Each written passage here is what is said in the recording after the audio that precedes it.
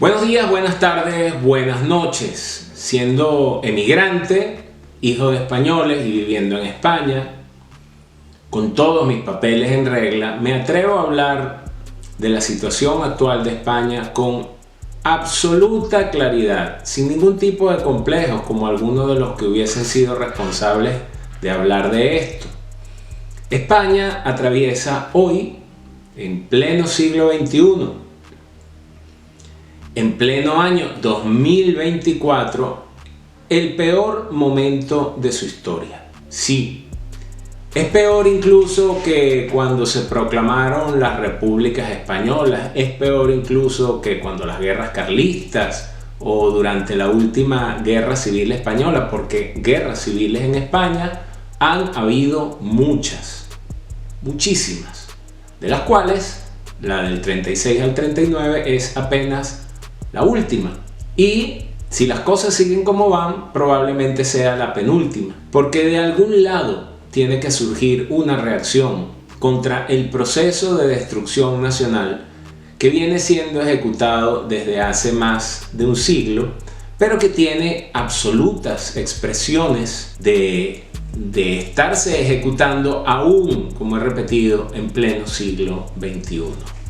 Los resultados de las pasadas elecciones en País Vasco demuestran que o la sociedad española es indolente o la sociedad española ha sido de forma sistemática y deliberada adoctrinada, y más que adoctrinada, idiotizada. El triunfo, aunque disimulado, de no los herederos, sino de la banda terrorista ETA, porque EH Bildu pone en sus listas a terroristas que militaron en ETA.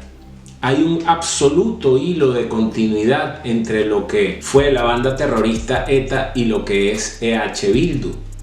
Las mismas personas que dicen que Bildu no es ETA, esas mismas personas pueden decir con absoluta tranquilidad y sin ningún empacho que, por ejemplo, Alternativa por Alemania son los herederos del nacionalsocialismo de los nazis, o que el Partido Popular o Vox son herederos del franquismo. Ambas afirmaciones son absolutamente falsas. Sin embargo, pasan sin ningún empacho por los oídos de los españoles, quienes, indefensos, son incapaces de defenderse de las mentiras y de el perol, el balde de excremento que es arrojado todos los días desde las televisiones. Y en buena medida eso es un proceso que, si bien inició con el propio gobierno de Felipe González, se profundizó a partir del año 2000, entre 2000 y 2004. Aquella España que se había reconciliado, aquella España que había decidido pasar página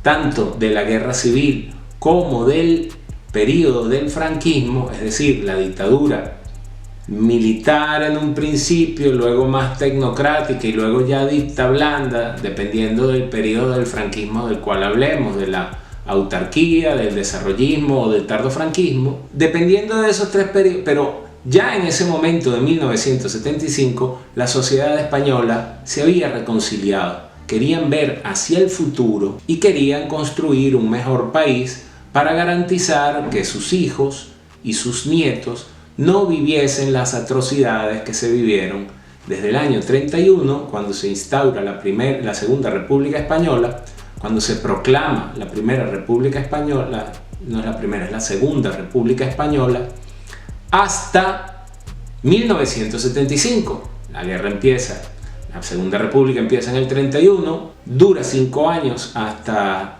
el estallido de la Guerra Civil en 1936 y agoniza 3 años más durante la guerra hasta el 39, cuando definitivamente esas lacras que proclamaron que destruyeron España en esos 8 años son expulsados del poder. ¿Por quién?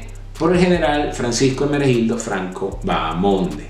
A partir del 39 inicia un periodo de casi 40 años que termina en 1975 con la muerte del dictador Francisco Franco. Sí, Franco fue un dictador, pero no por Pedro Sánchez haber llegado al poder, por elección popular, y eso es algo que discutiremos en otro video, es mejor lo que hace Pedro Sánchez que lo que hizo Franco por ser dictador. Para arrojar algunas luces sobre esta situación y en particular para hacer una cronología, siguiendo el hilo de un abogado e historiador español y recopilando datos de los mitos de la guerra civil del historiador Pío Moa, pues por cierto, Pío Moa nadie lo puede acusar de ser un derechista, y si lo es hoy en día es precisamente porque las mentiras de los izquierdistas lo han colocado en ese lado. La guerra civil española de Stanley Payne, tal vez uno de los norteamericanos que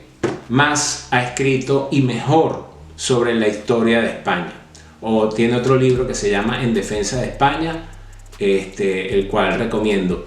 Y además recomendaría también Te voy a contar tu historia, de José Javier Esparza, un libro de reciente publicación. Pero con este hilo cronográfico más los autores que le he citado, he creado un guión que espero leer de la mejor manera posible, porque la memoria es frágil, y a través de ese guión y de algunas imágenes que vamos a ir colocando, trataremos de hacer un esbozo de cómo hemos llegado hasta acá.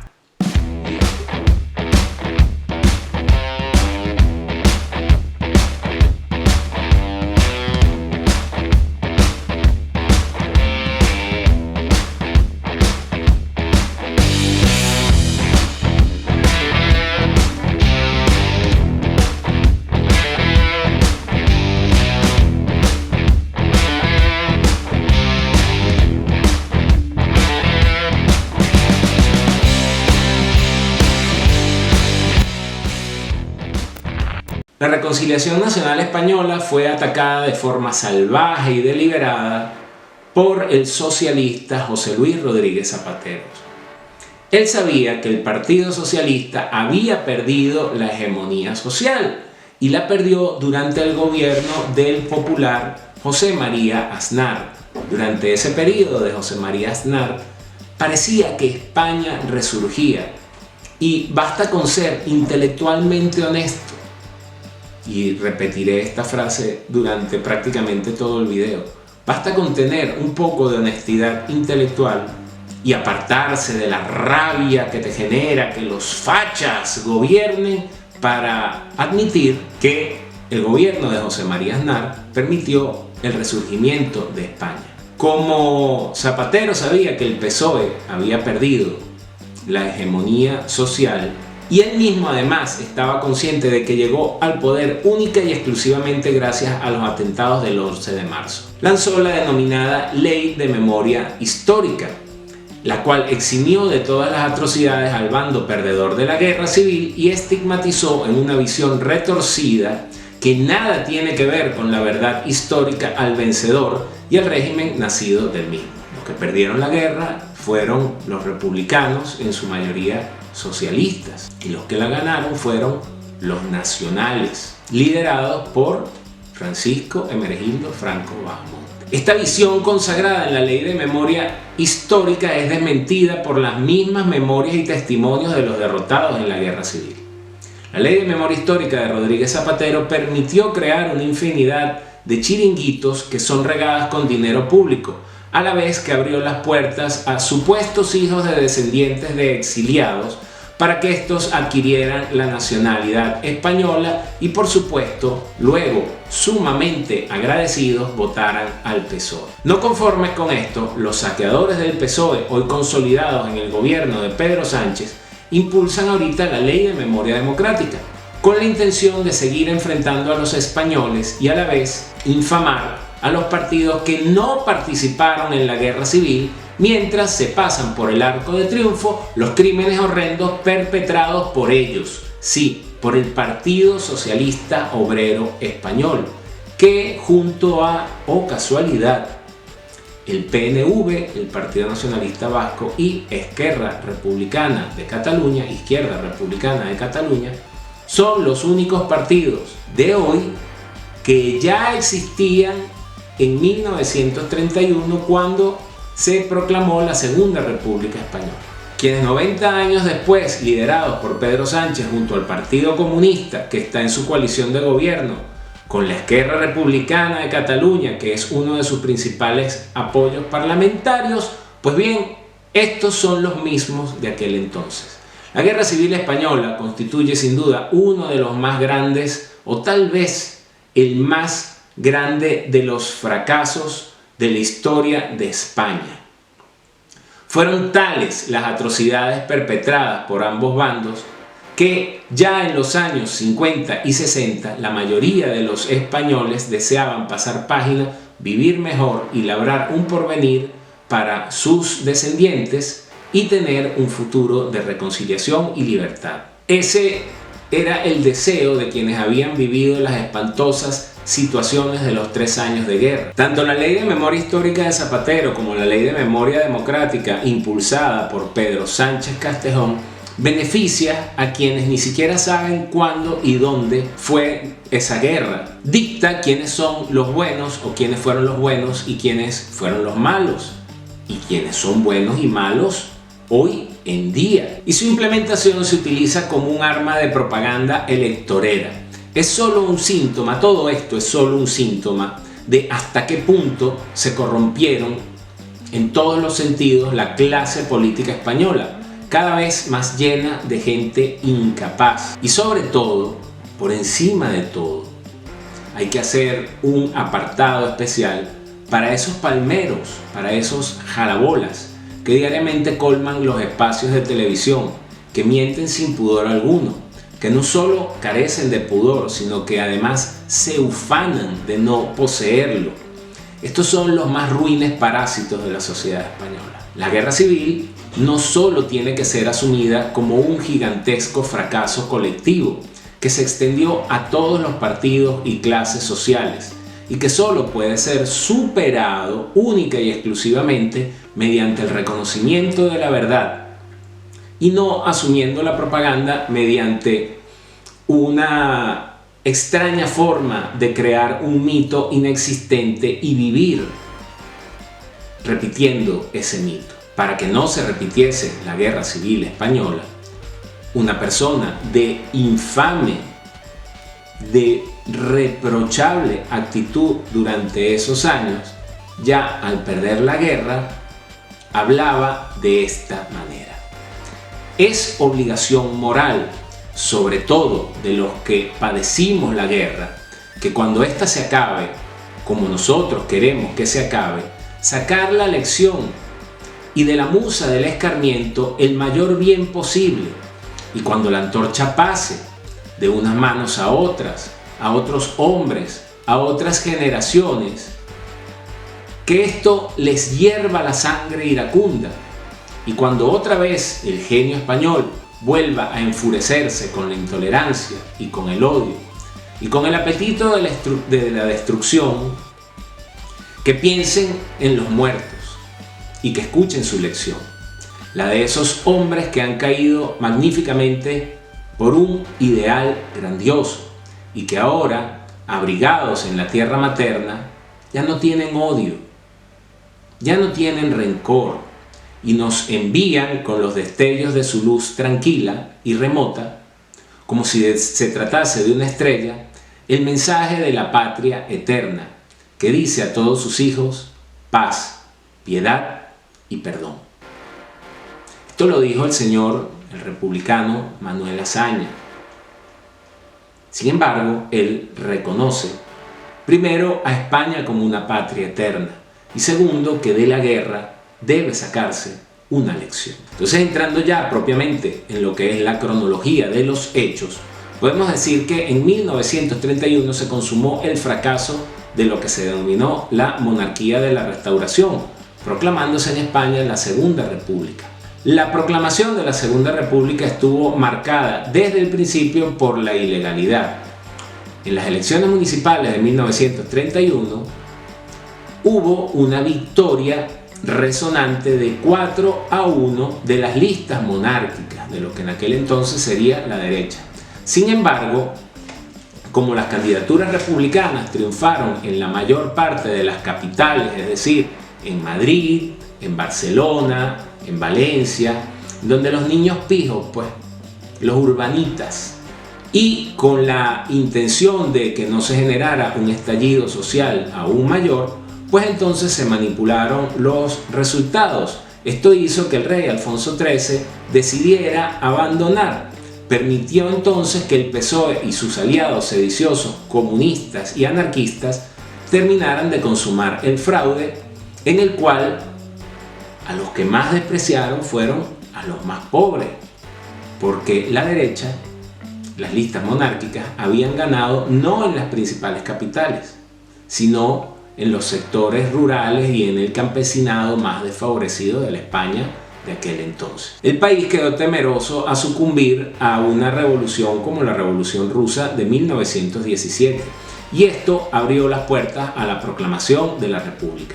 Una vez perpetrada esta ilegalidad, se dio carta blanca a la idea de que era posible torcer el desarrollo político de España a gusto mediante el quebrantamiento de la ley y el uso de la violencia. En los 5 años que fueron desde la proclamación de la Segunda República hasta el estallido de la Guerra Civil, hubo apenas un intento monárquico de derribar el régimen de 1931 en el año de 1932 y 3 intentos de la propia izquierda.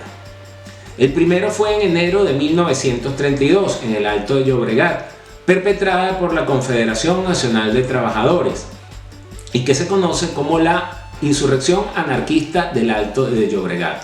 El segundo en enero de 1933, en el curso del cual tuvieron lugar los sucesos de Casas Viejas, también denominado la Masacre de Casas Viejas.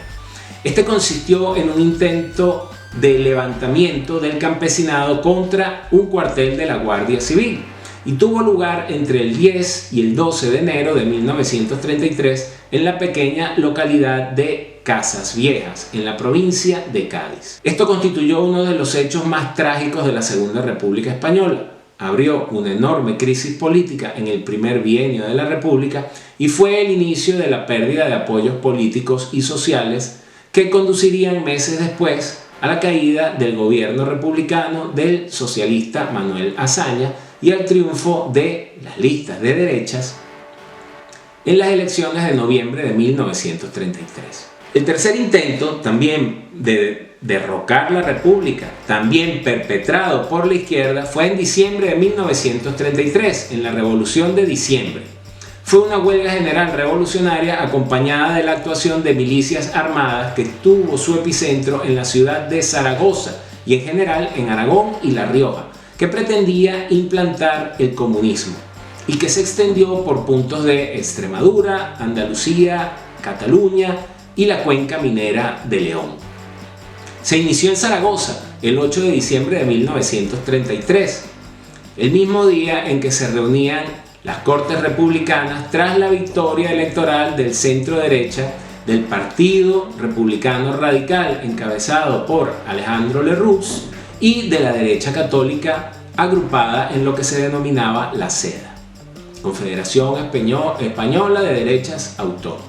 Y una semana después, el 15 de diciembre, había sido completamente dominada por las fuerzas del orden público y por la intervención del ejército. El 18 de diciembre se formaba el primer gobierno del Partido Republicano Radical, presidido por Alejandro Lerroux, durante el segundo bienio de la Segunda República Española, con el apoyo de la CEDA. A pesar de todo lo anterior, la mayor rebelión contra la República antes del estallido de la Guerra Civil fue el golpe de Estado del Partido Socialista y de los nacionalistas catalanes de Esquerra Republicana al alzarse en armas contra el gobierno republicano en octubre de 1934. La revuelta apenas duró unas horas, pero dio lugar a la huida de los dirigentes catalanes de Esquerra Republicana por las alcantarillas de la ciudad.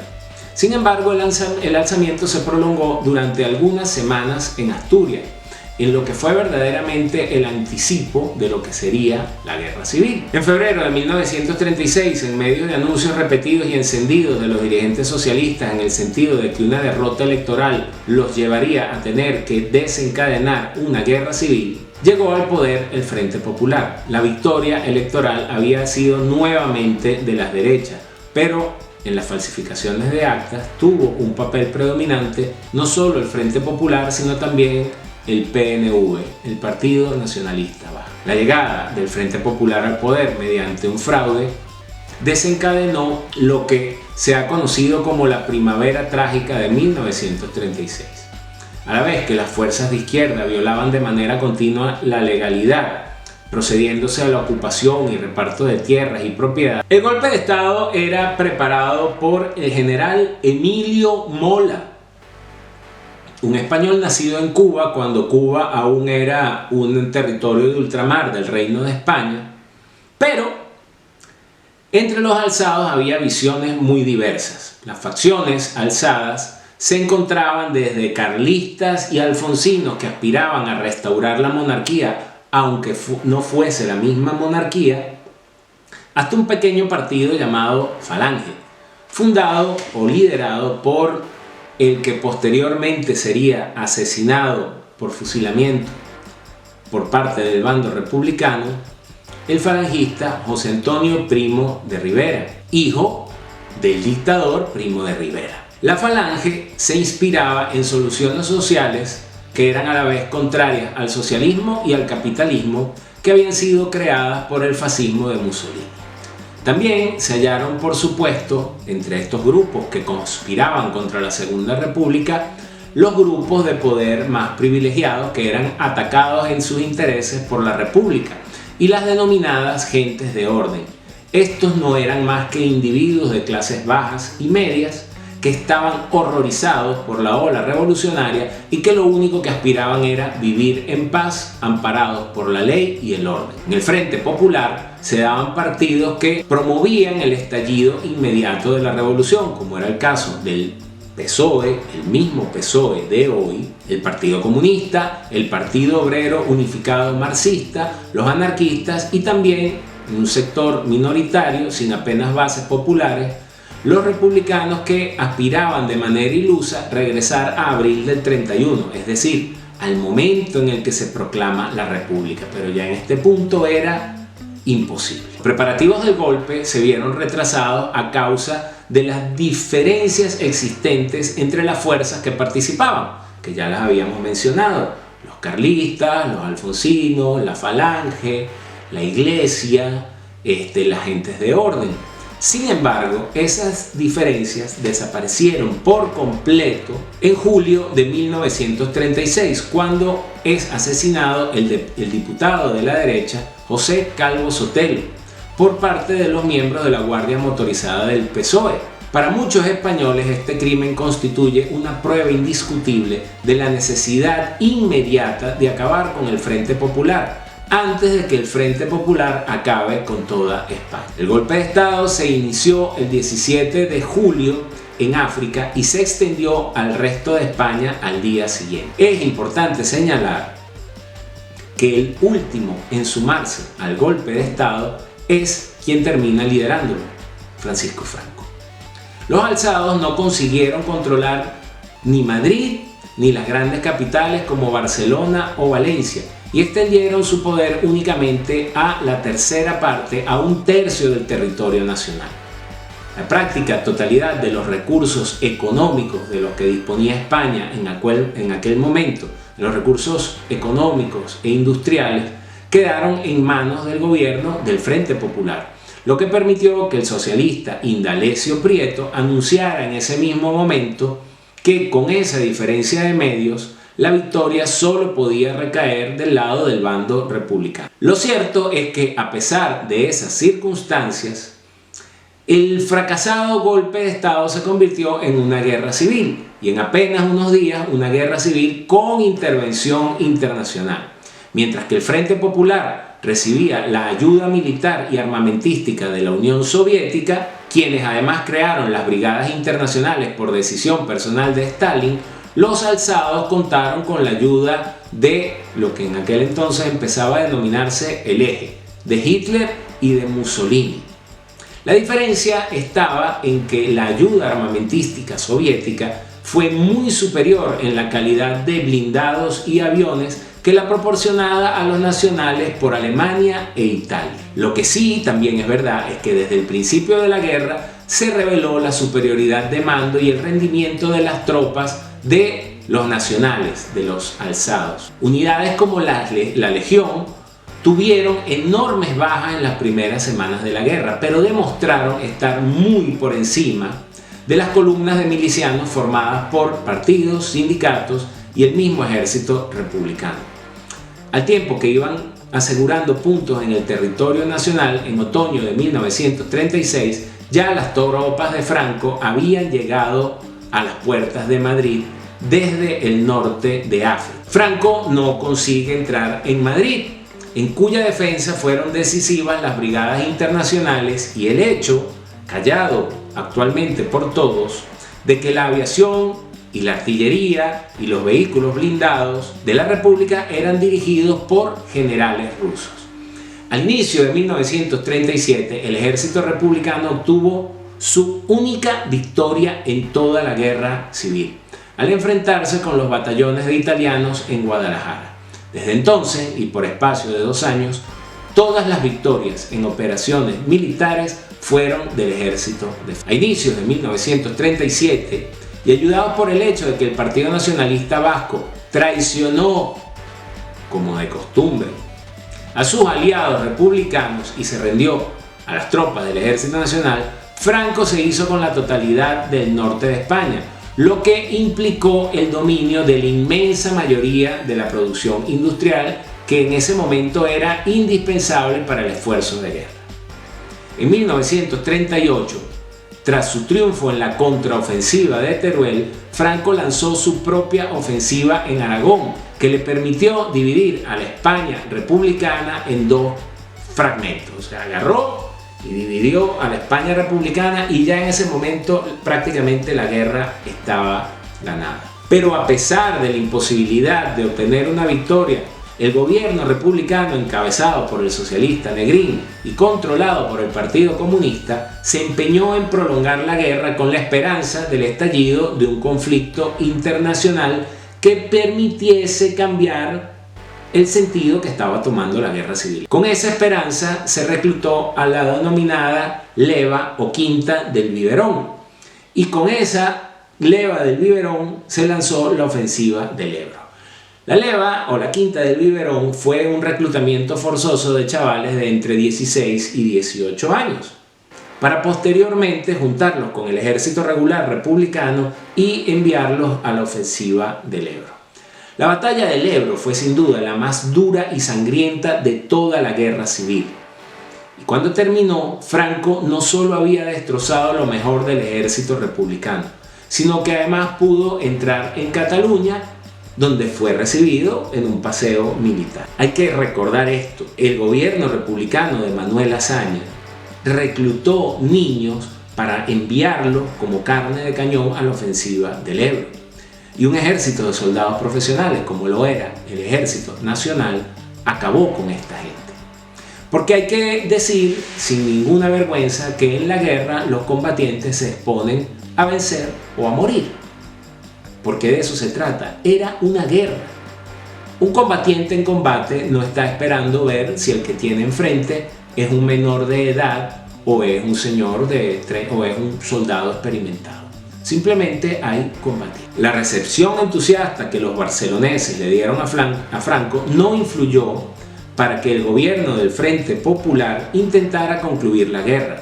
Al contrario, Negrín tenía la intención de crear, con el respaldo de Stalin, un nuevo régimen en España, como el régimen de eso que terminaron llamando democracias populares de la historia del Este, que surgieron después del final de la Segunda Guerra Mundial. Sin embargo, para eliminar o para detener el derramamiento de sangre, un grupo de militares y políticos republicanos, entre los que se encontraban el socialista Julián Besteiro, el coronel Casado y el anarquista Mera, dieron un golpe de estado con la finalidad de derribar al gobierno de la República.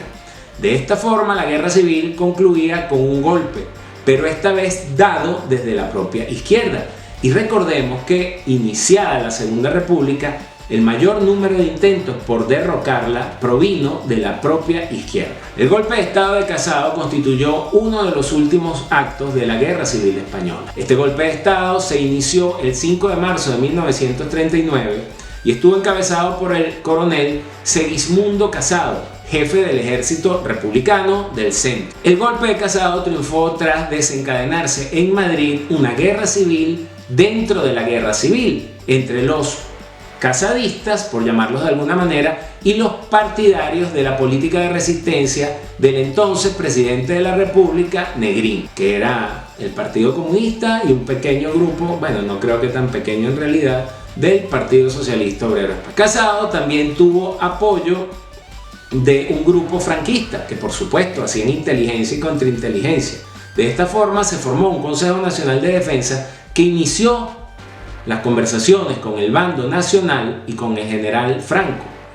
Pero Franco ya reiteró en esas conversaciones que solo aceptaría la rendición incondicional del Ejército Popular Republicano. Así, las tropas franquistas terminaron ocupando Madrid, Valencia y toda la zona centro-sur, el último territorio español bajo la autoridad de la Segunda República, sin apenas encontrar resistencia. Fue así el final de casi 3 años de guerra civil. Estos 3 años de guerra civil tuvieron un coste que no se puede comparar con otras guerras civiles, pero fueron extraordinarios en términos materiales. La tierra sembrada para 1939 descendió a 8 millones de hectáreas en comparación con las 11 millones de hectáreas que se encontraban sembradas en 1935, cuando aún no había comenzado las ocupaciones de tierra anteriores a la guerra y posteriores a la ocupación en que tuvieron lugar las operaciones militares. El porcentaje de daños en la ganadería resultó bastante similar. Se perdió algo más del 30% del rebaño. En el curso de la guerra fueron destruidos el 42% de las locomotoras existentes, el 40% de los vagones de mercancía y el 70% de los vagones de pasajeros. Igualmente, 173 núcleos urbanos fueron reconocidos oficialmente como dañados, entre ellos el pueblo donde yo vivo, lo que equivale a la dispensación de algún tipo de ayuda para la restauración. De hecho, Franco creó el comité, no recuerdo el nombre exactamente, de áreas devastadas, con el cual y a través del cual se desarrollaron proyectos de ingeniería que no solo restaurarían pueblos, sino que además construirían nuevos pueblos. Por lo que se refiere al número de casas destruidas, esto significó un total de 250.000, de 250.000 casas destruidas. De manera parcial, o sea, de manera total y de manera parcial, la cifra de destrucción de casas fue similar. Hay que señalar de forma especial la destrucción relacionada con iglesias católicas. Esto no se trató únicamente de daños artísticos, que fueron muy considerables. Entre ellos, entre la destrucción en Málaga, fue destruido el Cristo de la Buena Muerte, que tuvo que ser restaurado posteriormente. También hubo destrucción de centenares de iglesias y por supuesto fueron perpetradas por el Frente Popular. Las iglesias que tuvieron daños superiores al 50% del edificio fueron un poco más de 2.000. Esto demuestra además el carácter anticatólico y de profundo odio por la religión y la tradición que tienen los socialistas españoles.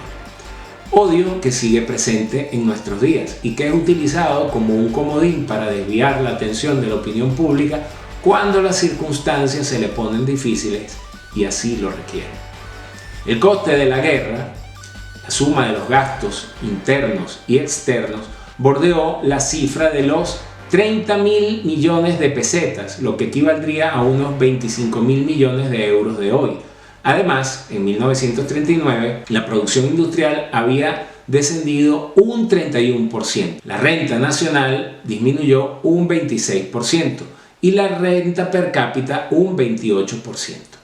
Buena parte de ese descenso fue mayor en la zona controlada por el Frente Popular, donde las medidas revolucionarias y de colectivización habían tenido un efecto devastador sobre la producción. De los muertos en combate, la cifra se aproxima a unos 100.000 en números redondos. De estos, 55.000 fueron soldados del Ejército de la República y 45.000 del Ejército Nacional.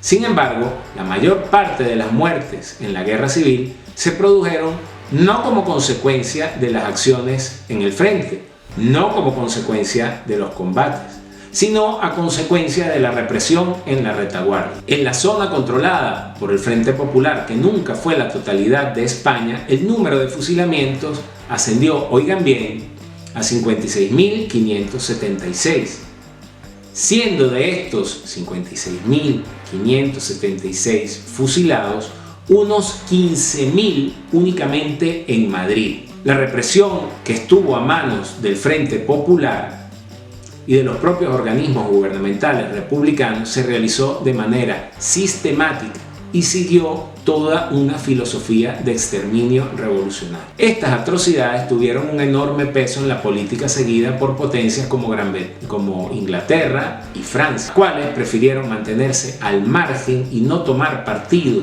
de ninguno de los dos bandos, pero en particular no apoyar el gobierno de la República porque vieron que eran unos verdaderos macaros. En la zona controlada por el Frente Nacional, los fusilamientos durante la guerra ascendieron a unos 46.823.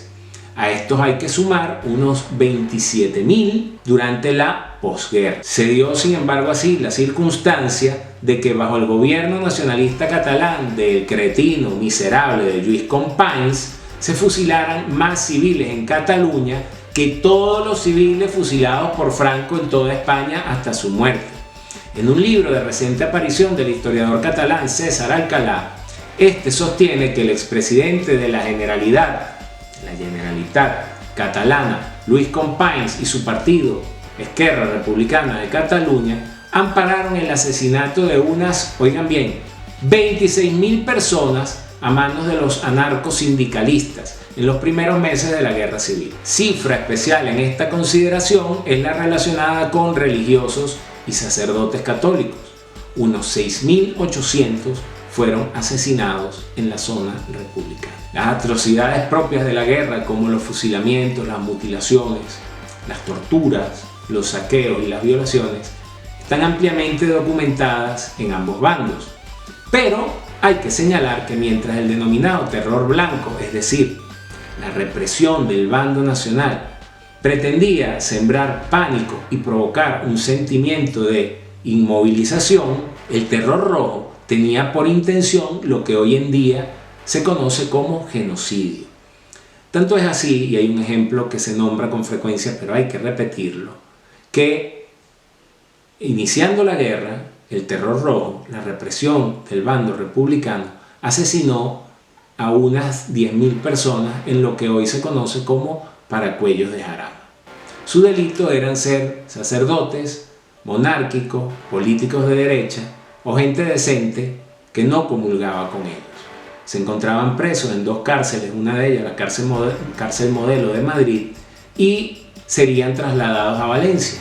Pero a alguien se les ocurrió que tener muchos presos era muy costoso y decidió desviarlos hacia Paracuellos de Jarama, donde fueron asesinados con tiros en la nuca. A pesar de la represión llevada a cabo por el régimen franquista, lo cierto es que en la inmediata posguerra los indultos fueron numerosos.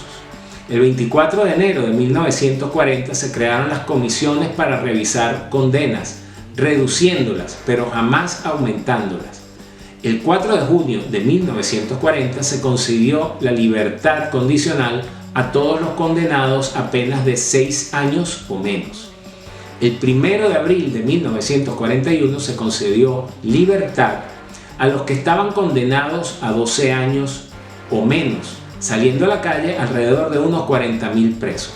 Y el 16 de octubre de 1942, el indulto alcanzó a otros 20.000 reclusos, condenados a menos de 12 años y un día. Además, ya para 1943, se excarceló a los condenados a menos de 20 años y un día.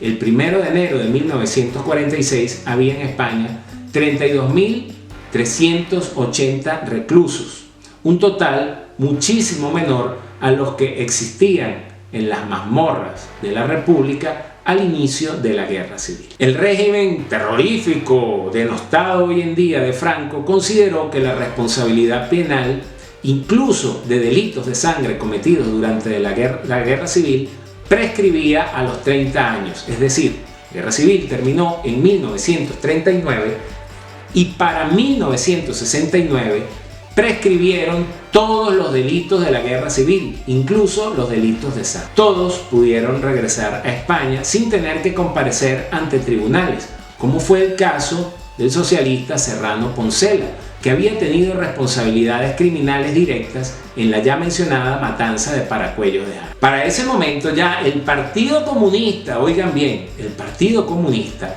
lejos de mantener las tesis reivindicativas, abogaba por la denominada política de reconciliación.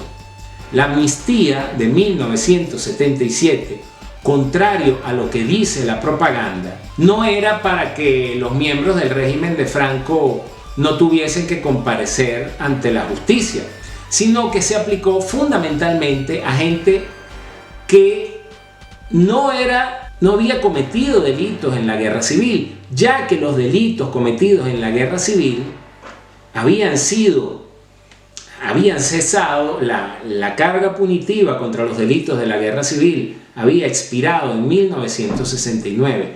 Esa amnistía de 1977 era para delitos de terrorismo, como por ejemplo los del grupo llamado GRAP o los de ETA. El primer gobierno democrático de Unión de Centro Democrático, durante esos gobiernos se reinstauró en sus cargos, pagas y pensiones a aquellos que habían servido en el Ejército Popular de la República. El régimen del 78 fue posible por la idea de la reconciliación nacional, que incluía inclusive a terroristas, y además por el desarrollo económico que había experimentado España desde la década de los 60 hasta la culminación del franquismo. Esa reconciliación que se plasmó en la Constitución del 78, a pesar de los errores que tiene esa Constitución y que son también parte hoy de la desgracia que está viviendo España, pero todo eso fue posible exactamente porque millones de españoles entendieron que el no reconocer la verdad les llevaría única y exclusivamente a la demagogia. Y eso fue lo que ocurrió cuando quienes sobrevivieron a la guerra y no quisieron repetirla se dieron la antorcha, contrario a lo que sugería Manuel Azaña. Llegó la clase de políticos más infame, más miserable, encabezadas por personajes como Rodríguez Zapatero, y contra ese tipo de personas como yo, que vivimos las atrocidades de una tiranía socialista y que hemos llegado a este país, lo único que queremos es vivir en paz, es tener la oportunidad de crear empresas y de crear dinero. Contrario a las constantes subidas de impuestos y a la demagogia de los gobiernos socialistas, las personas decentes de España tienen que reconocer la verdad, dejar de creerle a estos mentirosos. Tal vez este no sea el mejor video para entender la verdad, pero puede ser una guía para que usted averigüe y busque más sobre lo que verdaderamente sucedió en España. Espero que no crean que vengo a darles lecciones, pero de lo poco que les puedo decir, y que probablemente sé más que muchos españoles, porque esto se lo ocultaron en las clases de historia, en la ESO y en el bachillerato, pero que esto les sirva como guía para verdaderamente buscar, investigar y averiguar, y para darse cuenta que están siendo engañados y de que la situación no es para nada ventajosa, sobre todo para quienes menos tienen. Que tengan una feliz tarde, feliz día o una feliz noche. Será hasta la próxima.